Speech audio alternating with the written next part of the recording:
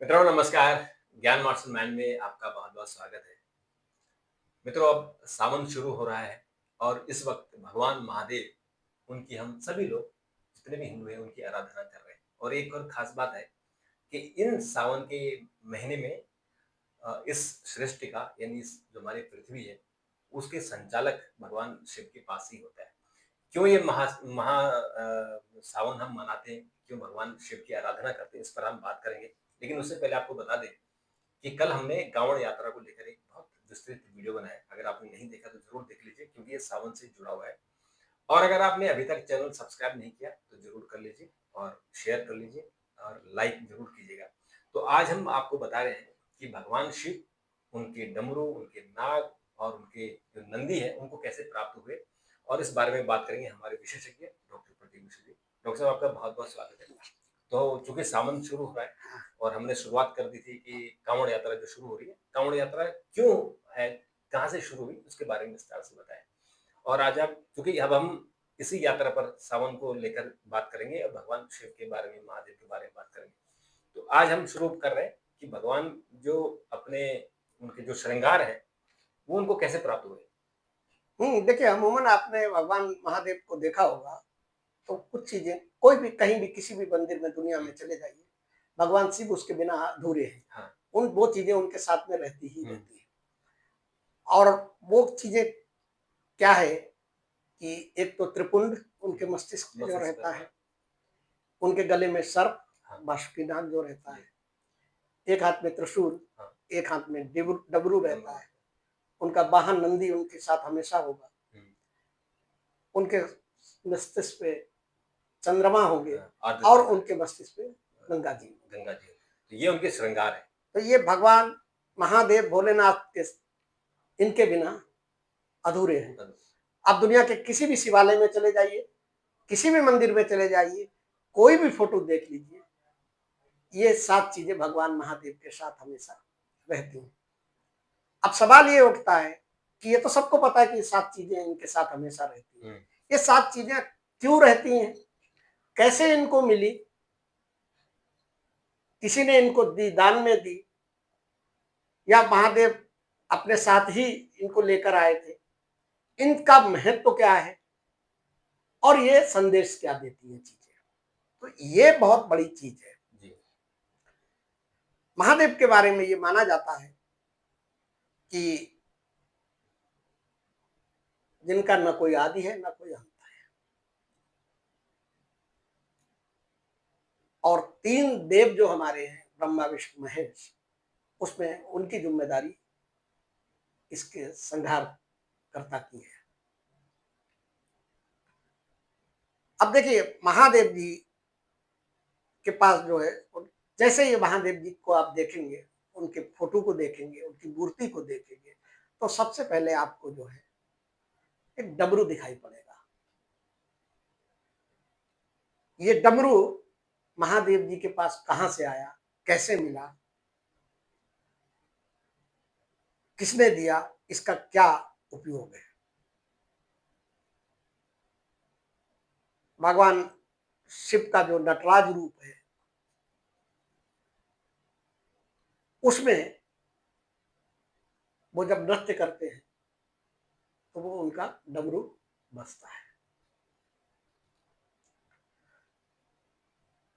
डमरू के 2 हिस्से होते हैं और इनका जो संकेत है, जो प्रतीक है, वो ये है कि डमरू के ये 2 हिस्से जो है दिन और रात के प्रतीक माने जाते हैं। भगवान शिव के हाथ में डमरू आने की बड़ी कहानी रोचक है। हुँ, सृष्टि के आरंभ में जब देवी सरस्वती प्रकट हुई, तो देवी ने, चूंकि वो बीड़ा के साथ प्रकट हुई थी, बीड़ा के साथ उन्होंने ध्वनि को जन्म दिया। लेकिन ये ध्वनि जो थी बीड़ा की, ये सुर और संगीत विहीन थी। उस समय भगवान शिव, और ऐसा माना जाता है, हमारे शिव पुराण में भी लिखा है, स्कंद पुराण में और तमाम ग्रंथों में ये लिखा हुआ कि डमरू शिव के साथ जिस समय शिव की उत्पत्ति हुई, उस समय डमरू उनके साथ ही आया था। जब मां सरस्वती ने बीड़ा से आवाज निकाली तो कोई ना उसमें स्वर था ना कोई संगीत थी, तो भगवान शिव ने उस समय नृत्य किया और अपने डमरू को 14 बार बजाया, और जो डमरू से ध्वनि निकली उससे व्याकरण और संगीत के नाद का जन्म हुआ। डमरू ब्रह्म का स्वरूप है, और जो डमरू से जो पहली आवाज निकली थी सृष्टि के समय में उसे ब्रह्मनाद कहा जाता है, और सारी व्याकरण उसी नाद पर आधारित है। आप ये समझिए, ये डमरू का महत्व है। दूसरे, भगवान के गले में बेजदर आप सबने देखा होगा, ये कैसे आया, क्यों उसको धारण करते हैं? भगवान के गले में जो सर्प है, जो नाग है, वो नागों के राजा वासुकी है। नाग लोग के शासक हैं। और जब सागर मंथन हुआ था उस समय जो रस्सी बनाई गई थी जी, वो रस्सी यही वासुकी नाग से बनाई गई, जिससे सागर मथा गया था। बिल्कुल। और भगवान भोलेनाथ के बहुत बड़े भक्त थे वासुकी, इसीलिए वो रस्सी बनने को तैयार हुए थे।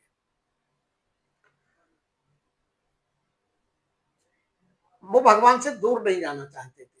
जब वासुकी रस्सी के रूप में जिस समय सागर मंथन हुआ और बहुत बड़ा काम हो गया, क्योंकि उस समय ये बहुत बड़ा काम था कि सागर मंथन हो और उससे दैत्य और देवताओं के बीच में जो युद्ध चला आ रहा था उस युद्ध का सीज फायर हो, विराम हो। तो महादेव बहुत प्रसन्न हुए और उन्होंने कहा कि भाई वासुकी, आपने बहुत बड़ा काम किया इस सृष्टि के लिए, जो आप रस्सी बनना तैयार हुए, हम आपसे बहुत प्रिय हैं, आप कोई वरदान मांगिए। तो चूंकि नागलोक के राजा थे वासुकी और बहुत ज्यादा भगवान विष्णु के महादेव के वो भक्त हुआ करते थे, तो उन्होंने लगा कि ये मौका अच्छा है। उन्होंने कहा कि आप अगर मुझे वरदान देना चाहते तो अपने से दूर मत कीजिए, और इस तरीके से वासुकी महादेव के गले का हार बन गए। अब देखिए आता है नंदी। नंदी कैसे, नंदी महाराज, नंदी कैसे, हमारे पुराणों में जो लिखा हुआ है वो ये माना जाता है कि नंदी जो है भगवान शिव का ही अंश है। शिव ने ही नंदी के रूप में जन्म दिया था। हुआ क्या कि एक शिलाद नाम के ऋषि हुए। वो क्या हुआ कि बजाय शासन करने के वो तपस्या में लीन हो गए, ऋषि बन गए। और इससे क्या हुआ कि उनके परिवार के जो पूर्वज थे, जो बड़े बुजुर्ग लोग थे, उनको ये चिंता हुई कि भैया ये तो ऋषि बन गए हैं, साधु बन गए, वैराग्य ले लिया है, तो हमारा जो है वंश कैसे आगे बढ़ेगा और वंश बढ़ाने के लिए क्या किया जाए। तो पूर्वजों ने उनको सलाह दी कि अगर आपको पूजा पाठ करनी, आराधना करनी है तो भगवान शिव की आराधना कीजिए और उससे एक पुत्र की प्राप्ति कीजिए, और वो पुत्र जो है वो अमर होना चाहिए। तो शिलाद ऋषि ने महादेव की आराधना की और महादेव ने प्रसन्न होकर उनको वरदान दिया कि ठीक है, तुम्हारे यहाँ एक अमर और बहुत ही बलवान बालक का जन्म होगा। अब शिव जी की तपस्या के कारण वो जन्म हुआ था, तो वो और भगवान का ही अंश थे, तो उन्होंने ऋषि ने उनको जो नंदी को सौंप दिया। यही नंदी भगवान विष्णु के महादेव के वाहन के बनने का। और सबसे प्रमुख गढ़ माने जाते हैं नंदी महादेव के। अब देखिए चंद्रमा कैसे पहुंचा महादेव के सिर पर। चंद्रमा का विवाह, और इससे पुराण में लिखा हुआ है इसके बारे में, दक्ष प्रजापति की 27 पुत्रियों के साथ हुआ था। और ये कन्याएं कौन है? 27 नक्षत्र। हमारी सृष्टि में कितने नक्षत्र हैं? 27 नक्षत्र। अब चूंकि चंद्रमा का विवाह तो 27 कन्याओं के साथ हुआ था, 27 नक्षत्रों के साथ हुआ था, लेकिन वो बहुत ज्यादा पसंद करते थे, जो उन्हें प्रिय थी, वो थी रोहिणी। और अभी भी ज्योतिष में देखिए कि चंद्रमा रोहिणी और रोहिणी का नक्षत्र, रोहिणी नक्षत्र का वो रोहिणी किया। नक्षत्र। अब चूंकि प्रजापति दक्ष प्रजापति की जो 26 और कन्याएं थी, उन्होंने इसकी शिकायत दक्ष प्रजापति अपने पिताजी से की कि चंद्रमा जिनके साथ आपने सोमदेव के साथ हमारी शादी की है, वो तो केवल रोहिणी को ही प्यार करते हैं, उन्हीं के साथ रहते हैं, उन्हीं के साथ समय व्यतीत करते हैं, हम लोग सब उपेक्षित हैं। तो दक्ष प्रजापति को गुस्सा आई और दक्ष प्रजापति ने, और दक्ष प्रजापति कौन थे? महादेव के ससुर भी थे, सती के पिता। तो दक्ष प्रजापति को गुस्सा आई, उन्होंने चंद्रमा को श्राप दे दिया। और चंद्रमा सोमदेव जो है बहुत अति सुंदर माने जाते हैं, देवताओं में सबसे सुंदर। तो उन्होंने कहा कि ये जिस सुंदरता पे तुमको इसका गुमान है, ये तुम्हारी सुंदरता धीमे धीमे क्षीण होने लगेगी और क्षीण होती जाएगी। अब चंद्रदेव को जैसे ही इस शाप का पता चला तो बहुत दुखी हुए, और दुखी होने के बाद उन्होंने भगवान महादेव, क्योंकि जब भी देवता दुखी होते तो सीधे महादेव की शरण में जाते हैं, और इंसान का भी यही कि भोलेनाथ है, बहुत जल्दी प्रसन्न होते हैं, अवघड़दानी है। तो उन्होंने क्या किया, चंद्रमा ने, सोमदेव ने भगवान शिव की तपस्या की, और तपस्या करने के बाद कहा कि आप मुझे इस श्राप से बचाइए, नहीं तो बड़ी स्थिति खराब हो जाएगी। हम तो, इन्होंने कह दिया कि क्षय हो जाएगा, क्षय का मतलब खत्म हो जाएगा, चंद्रमा खत्म हो जाएगा, धीरे धीरे खत्म हो जाएगा। तो महादेव जी ने कहा कि बताइए क्या करें? तो बोले कि सर आप मुझे जो है अपने सिर पे स्थान दे दीजिए। तो भोलेनाथ तो दयालु थे, उन्होंने क्या किया, चंद्रमा को अपने सिर पे स्थान दिया। अब और एक मजे की बात है, देखिए जैसे सोमनाथ जो हमारा ज्योतिर्लिंग है, इन चंद्रमा ने जिस स्थान पर महादेव की तपस्या की थी, आराधना की थी, वही स्थान सोमनाथ है। जो सोमनाथ इसमें गुजरात में है, जो आपका पश्चिमी तट में, क्योंकि चंद्रमा को सोम कहा जाता है, उन्हीं की वजह से उन्होंने वहां तपस्या की, वो सोमनाथ भगवान का। अच्छा डॉक्टर साहब, इसमें एक और कहानी है जो चंद्रमा शिव जी के सिर पर, एक तो जो आपने सुना ये प्रचलित है, और एक और कहानी प्रचलित है कि जब भगवान राम युद्ध लड़ रहे थे और हनुमान जी ने उनकी बड़ी सेवा की, अगर हनुमान जी नहीं होते तो युद्ध नहीं जीत सकते थे।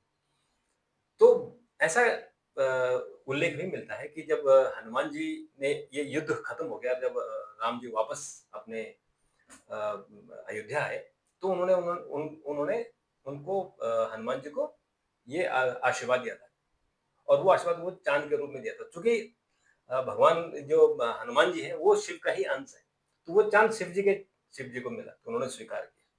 ये भी कहानी है। देखिए क्या है ना कि हिंदू धर्म तो बहुत विशाल धर्म है, अपने अपने समय के हिसाब से, अपने अपने क्षेत्र के हिसाब से लोगों ने बहुत सी किंवदंतियां बना ली, लेकिन जो हमारे पुराण में जो, और जो ऐतिहासिक जो तथ्यात्मक जो चीजें हैं, जो पुराणों में जिसका उल्लेख है, वो यही है कि चंद्रदेव बिल्कुल को श्राप दिया। ये क्योंकि उल्लेख अलग अलग कुछ जगह। अब देखिए भगवान शिव के माथे पे आपने देखा होगा तीन रेखाएं होती हैं, जिसको त्रिपुंड कहा जाता है, जिसको राख की होती है जैसे, और ये संकेत है कि तीनों लोक उनके मस्तिष्क पर विराजमान होते हैं, तीनों लोकों का प्रतीक है ये त्रिपुंड। हाँ, और उसी के जो उनके त्रिनेत्र है वहीं छुपा हुआ है। रज, तम और सत, ये तीनों गुण यहीं पर है, अहंकार को नष्ट करने वाले। माथे पर लगा। इसकी कहानी क्या है कि भभूत की ये तीन रेखाएं कैसे आई? शुरू में महादेव के भभूत नहीं थी, जब दक्ष प्रजापति के यहाँ यज्ञ हुआ और उस यज्ञ में माता सती गई और भगवान महादेव का अनादर हुआ, उनको नहीं बुलाया गया, तो माता सती ने उस यज्ञ के अंदर अपने आहुति दे दी। जैसे ही बात महादेव को पता चली तो उन्होंने काल भैरव को भेज दिया, लेकिन महादेव का क्रोध शांत नहीं हो रहा था उसके बाद में, और जाहिर सी बात है कि सती को बहुत प्रेम करते थे। सती ने बहुत कड़ी तपस्या के बाद भगवान को पाया था, और कई जन्म में, हर जन्म में उन्होंने तपस्या की, हर जन्म में की।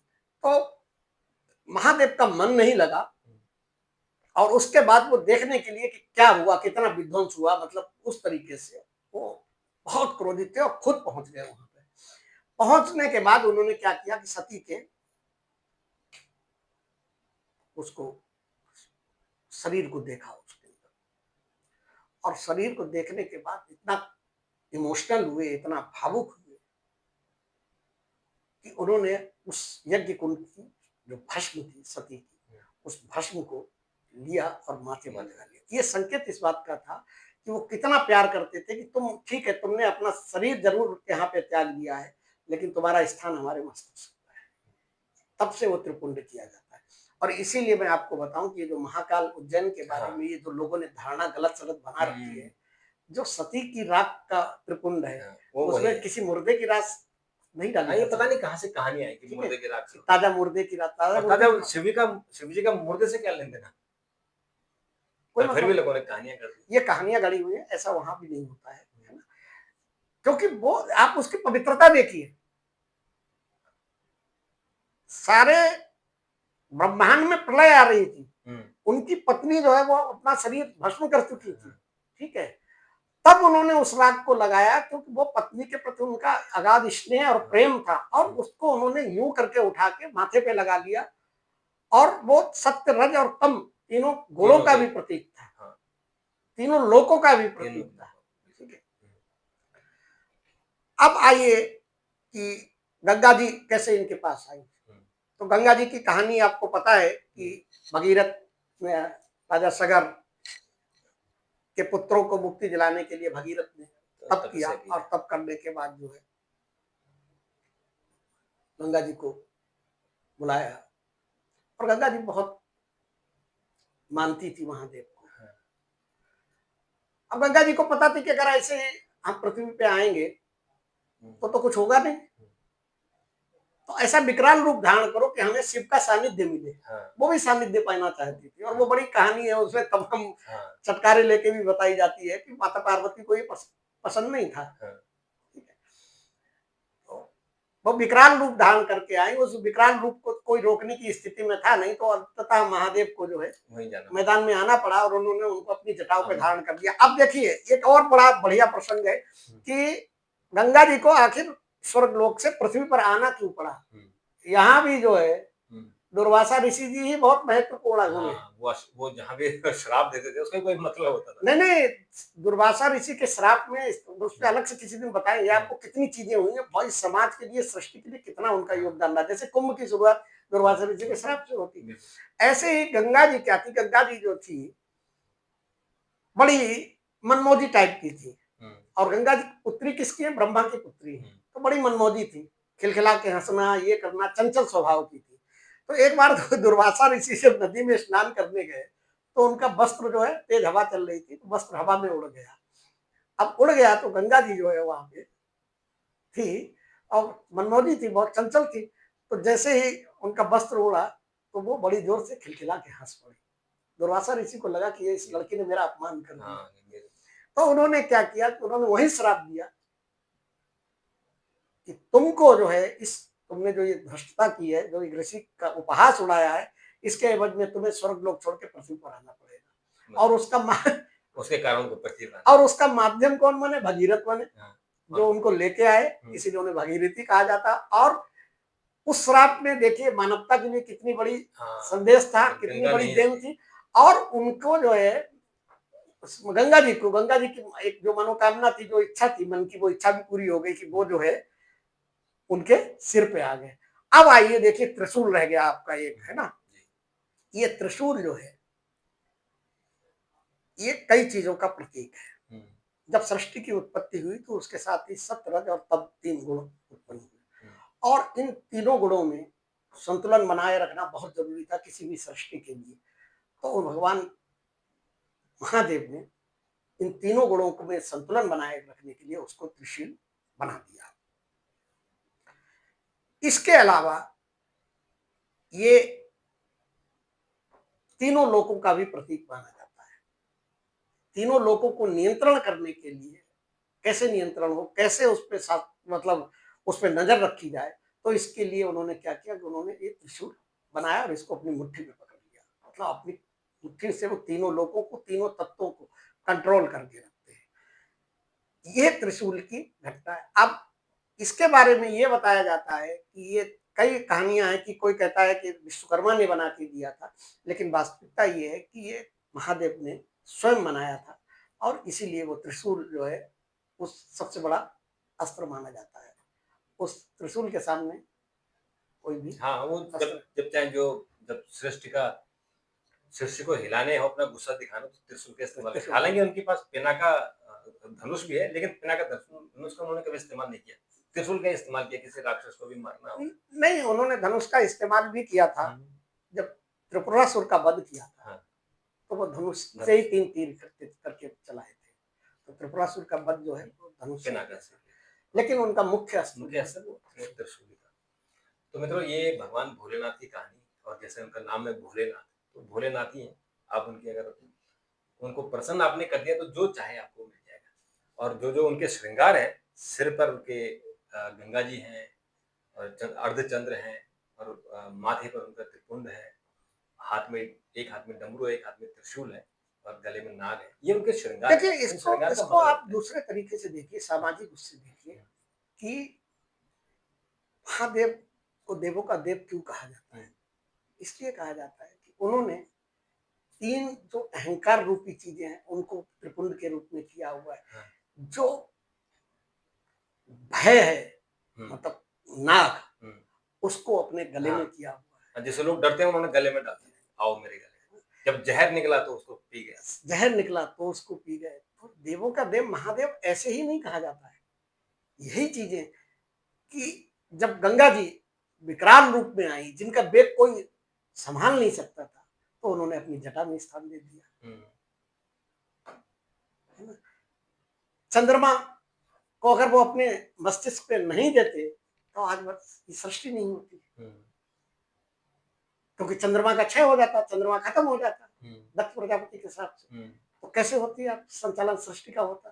तो इस सृष्टि के में भले ये कहा जाए कि सृष्टि के संहार करता महादेव है, लेकिन इस सृष्टि में सामंजस्य बिठाए रखने के लिए, इस पे नियंत्रण बनाए रखने के लिए कि कोई भी तत्व इधर उधर नहीं हो, संतुलन बना रहे, उस संतुलन की जिम्मेदारी महादेव ने भी अपने हाथों में ले रखी। बिल्कुल, बिल्कुल।